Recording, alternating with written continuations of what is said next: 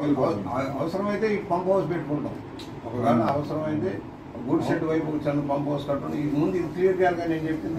ఈ 15 ఈదులు ఉన్నాయి సార్. ఏంటంటే ఈ ఎండాకాలం పైప్ కలవట్టు దానివల్ల ఆగుతున్నాయండి. అవును, ఇది రివర్స్ పెడిపోయాను వెళ్ళిపోతాయి. వెళ్ళిపోతే ఒకసారి ఆ చివరి రైతు బజారు అయిపోయింది. డ్రైన్ కూడా అక్కడికి ఎండ్ అయిపోతుంది. అవును సార్, ఇంకా ఏఎల్టీడీ నుంచి అట్లా వెళ్ళదు.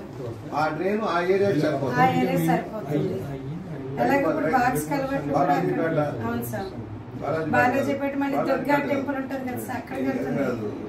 బొగ్గుల దెబ్బ సార్ అంటే బొగ్గుల దెబ్బ అంతా కలిసి మళ్ళీ మనకి కిందకి వెళ్తుంది. కిందకి వెళ్ళిపోతుంది. అది ఈజీ మనకి. అవును, శాస్త్ర గారు చెప్పినట్టుగా డ్రైన్ కనుక సరైన సైజు పెడితే మీకు ఏరియా నీళ్ళంతా దీనిలోకి వచ్చేస్తాయి.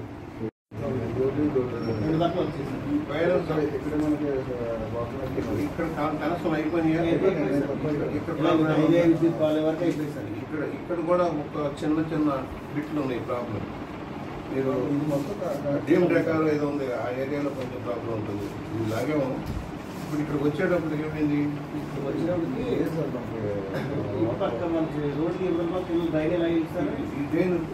పోయి రోడ్డు మీదే 2-3 ఫీట్ వెళ్తుంది. మీకు ఈ సైడ్ డ్రైన్ ఉంది, ఈ సైడ్ రోడ్కి మీకు ఇంకొక డ్రైన్ కూడా ఉంది. తెలుగువాని చెరువు ఉంది కదా, తెలుగువాని చెరువు నుంచి ఒక డ్రైన్ ఉంది. ఇది అయిపోయింది. ఇది బస్ స్టాండ్ రోడ్.